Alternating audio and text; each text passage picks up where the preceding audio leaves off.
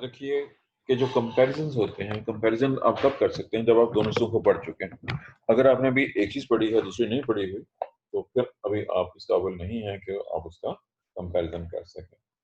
और याद रखिए मैं पहले कह चुका हूँ कि पहले डिस्क्रिप्शन होती है सिम का, डिस्क्रिप्शन के बाद आप इस काबिल होते हैं कि चीज़ों को डिफरेंशिएट कर सकें कंप्यूटर्स के। हमारा सेकंड क्वेश्चन है जी आज के लिए और ये चैप्टर का एंड भी है उसके तौर पर। हार्मोन का नाम है जी इथाइलीन। चेक कीजिएगा यही नाम दिया हुआ है, कोई और तो नाम नहीं है आपकी बुक में?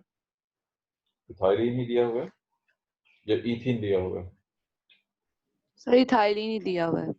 चलो पहले आपने चूंकि केमिस्ट्री पढ़ी है, आप लोग केमिस्ट्री के स्टूडेंट्स हैं।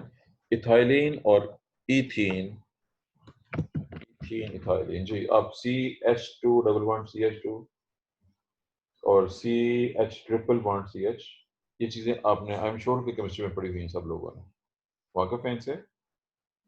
जी सर। जी। याद रखिएगा कि अगरचे यहाँ पे इथाइलिन का नाम है, लेकिन ईथीन भी वही काम करती है, यानी वो काम जो इथाइलिन कर रही है, वही काम ईथीन भी करती है। बहरहाल इसका जिक्र अभी हम देखते हैं जी। और हार्मोन का नाम है जी इथाइलिन। इसकी डिस्कवरी बहुत ही इंटरेस्टिंग है और अगर आपकी बुक में है या नहीं है, ये आपने चेक करना है। इंटरेस्टिंग स्टोरी ये है कि आप समझते हैं ज़माने कदीम में बहरी जहाज़ इस्तेमाल होते थे और चीज़ें एक जगह से दूसरी जगह पे बहरी जहाज़ों के ज़रिए ट्रांसपोर्ट करती थी बहुत ज़्यादा। आजकल भी अगर कोई भारी चीज़ हो, ज़्यादा बड़ी चीज़ें हों, तो वो सी के अंदर शिप्स के ज़रिए ही ट्रांसपोर्ट होती हैं। बहरहाल कुछ साइंटिस्ट ने नोट किया, कुछ लोगों ने नोट किया कि जब चूँकि दुनिया रिवाज ये है कि फलों को कच्चा तोड़ लेते हैं और फिर उनको ट्रांसपोर्ट कर दिया जाता है जहाँ ज़रूरत होती है।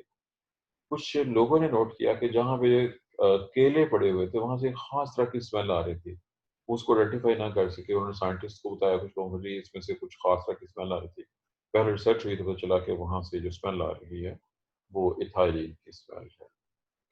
केमिस्ट जो होते हैं, वो जस्ट सूंघ के बता देते हैं कि ये कौन-सा केमिकल है। अब केले जब तोड़े गए थे, कच्चे थे, जब वो पहुँचे यूरोप से अमेरिका, तो वो पक चुके हुए थे। अब इस पे अंदाज़ा हुआ कि शायद ये कोई ऐसा रीज़न है कि इसका कोई ताल्लुक है। एक्सपेरिमेंट शुरू हुए और पता चल गया कि वाक़ई ये ऐसे ही था। इथाइलिन और यही काम ईथिन भी करती है, अगर ये अप्लाई की जाए ऐसे फलों में जो भी पके नहीं हैं, तो ये उन फलों को पका दे। और आजकल ये चीज़ कमर्शियली इस्तेमाल हो रही है।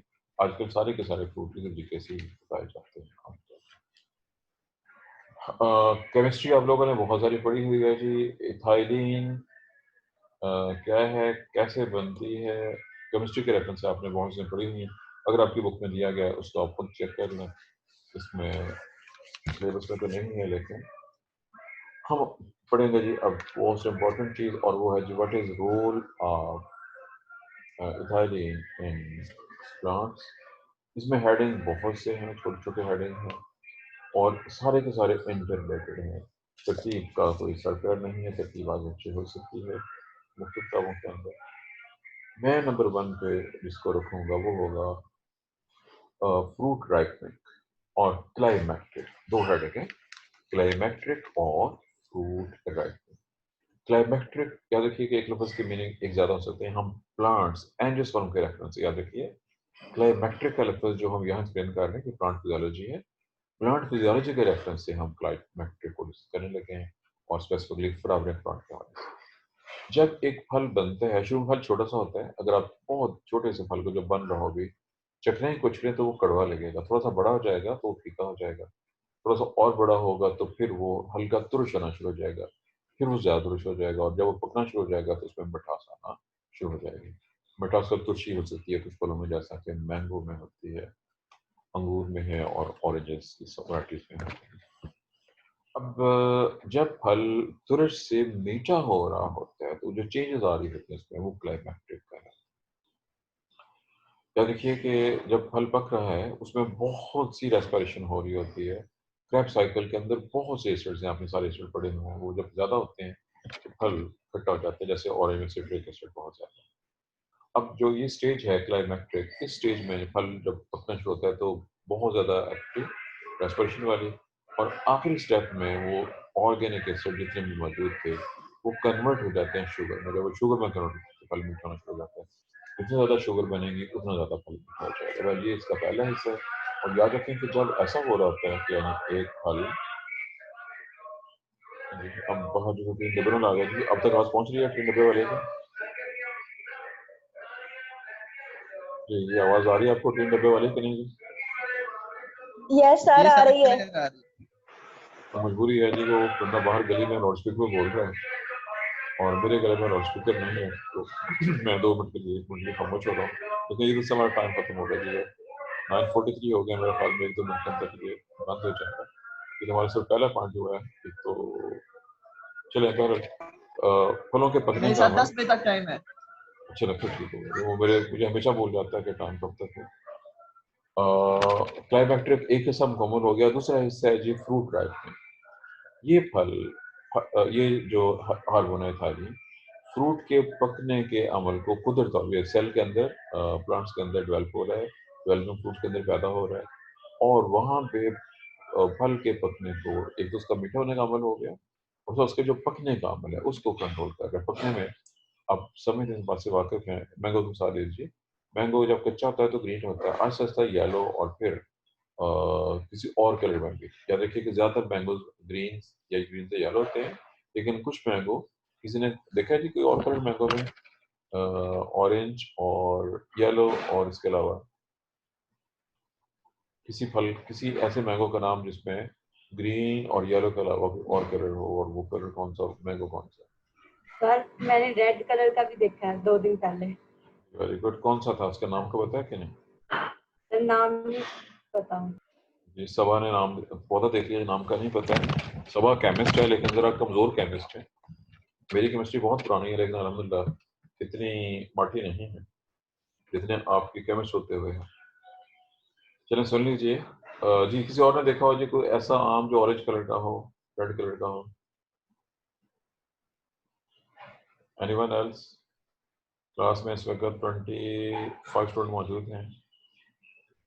सबा और ताहर ये इनकी अटेंडेंस लगानी है और हमें बताना है जी आज कौन कौन से बच्चे नहीं है, खासतौर पर कॉन्टेक्ट करना चाहिए। 25 से भी कम हो गया, 24 रह गए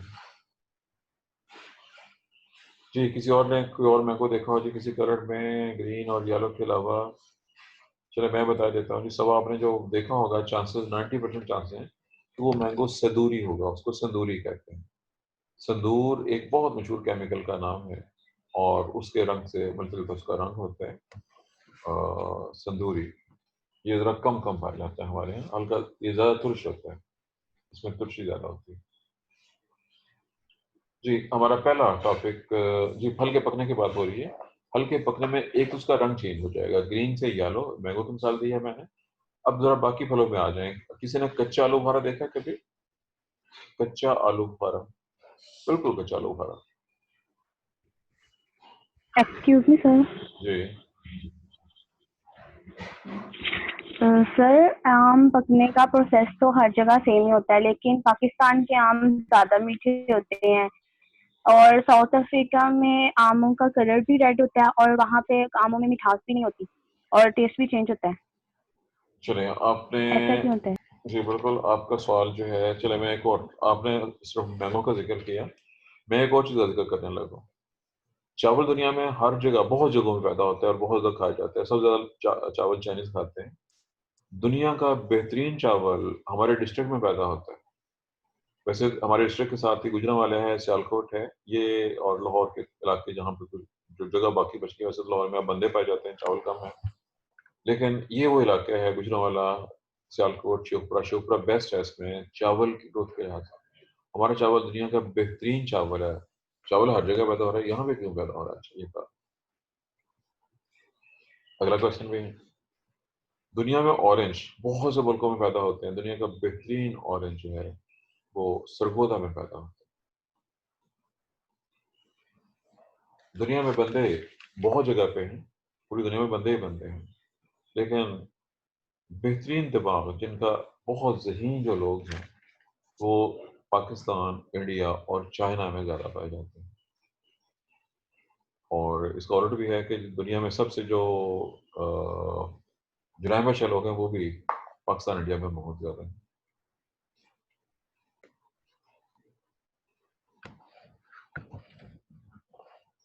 देखिए कि ग्रोथ के लिहाज से, प्लांट के लिहाज से जो लोकल फैक्टर्स होते हैं, सॉइल कंडीशन, एनवायरमेंटल कंडीशंस, ये सब चीज़ें काउंट करती हैं। ये शुक्र है आपने मुझसे ये नहीं पूछ लिया कि हमारा रंग अंग्रेज जैसा क्यों नहीं है। अंग्रेज़ों का रंग बहुत चिट्टा होता है और हमारे यहाँ गंदम जैसा रंग होता है, बल्कि हमारे यहाँ तो बहुत सी वेरिएशन मौजूद हैं। काफ़ी ब्लैक भी हो सकता है, डार्क भी हो सकता है, लाइट भी हो सकता है, ऐसा क्यों? ये सारे सवालों का जवाब एक ही है जो मैंने बताया। बहुत से फैक्टर्स हैं जो इन चीज़ों को कंट्रोल करते हैं। इसमें एनवायरमेंटल फैक्टर्स बहुत इंपॉर्टेंट हैं, इसके अलावा जेनेटिक फैक्टर्स भी हैं। जी, हम आ रहे हैं जी वापस टॉपिक की तरफ। हमारा एक टॉपिक पूरा हो गया फलों के पकने का, उसमें फिर एक मिस हो गया जी। फलों का रंग चेंज हो गया, जो मिसाल देने लगा था।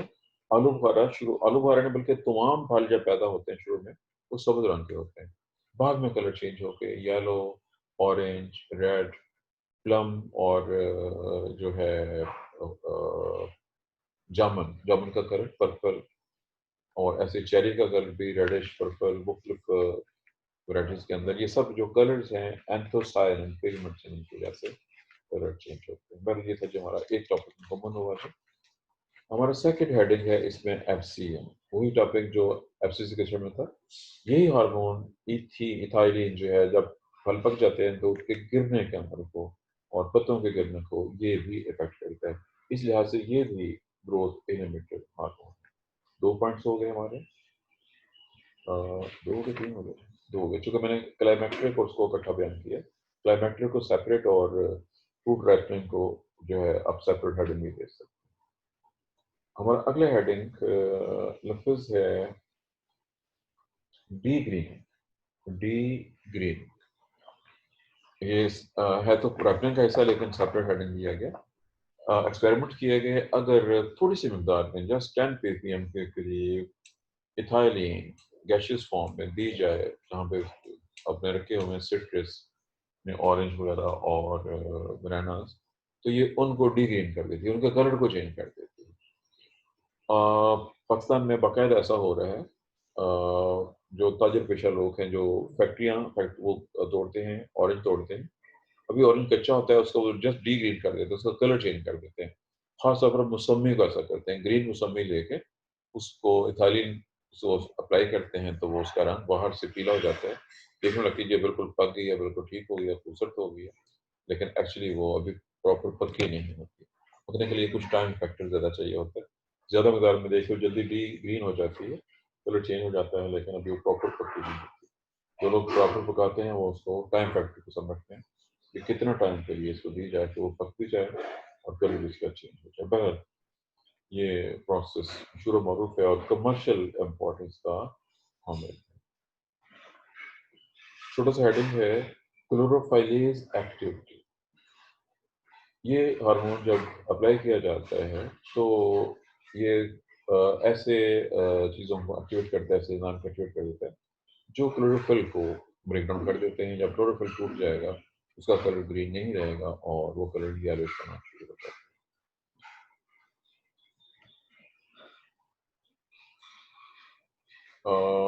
Maturity and ripening of fruits, चूँकि क्लाइमेट्रिक सेपरेट हेडिंग था, अगर यहाँ पे देना चाहते हैं तो इसको 2 लिहाज से दे सकते हैं। जो नेचुरल राइपनिंग है वो भी, और अगर आप आर्टिफिशियली अप्लाई करते हैं।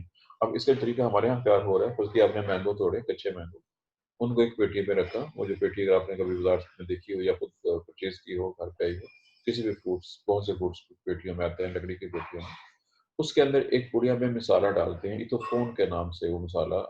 ये मसाला खाली मसाले के नाम से भी अवेलेबल है, और ये वो मसाले हैं जो जहाँ पे ये प्लांट होते हैं, वेल्डिंग प्लांट में एसिटाइलिन गैस यूज की जाती है।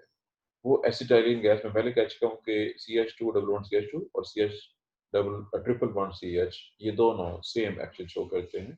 जो काम इथीन कर सकती है वही काम एथाइन भी कर सकती है, और ये फ्रूट की मैच्योरिंग और उसको पकाने का काम। बहरहाल इसके साथ ही जी हमारे जो बेसिक हार्मोन थे ग्रोथ के हवाले से, ग्रोथ इनिशिएटिंग हार्मोन और ग्रोथ को इनहिबिट करने वाले हार्मोन सारे के सारे कंप्लीट हो गए हैं। ये टॉपिक हमारा कंप्लीट हो गया।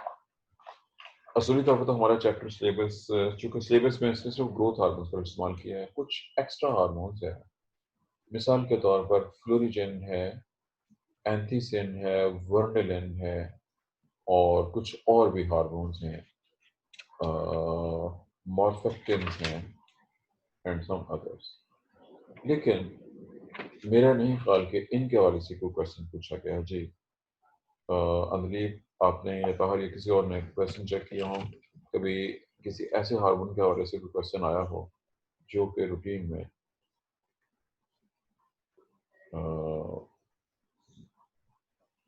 नहीं सर, ऐसा कोई क्वेश्चन नहीं है। चलें, इसका मतलब है कि हमारा चैप्टर कंप्लीट हो रेलिवेंट गया। जी, सिलेबस किसी के पास है इसके सामने फ्रंट पे? सिलेबस में नेक्स्ट चैप्टर कौन जी सा सर। है? नेक्स्ट चैप्टर कौन सा है सिलेबस में? सर नेक्स्ट चैप्टर है फोटोपेरियोडिज्म। फोटोग्राफ, ठीक है।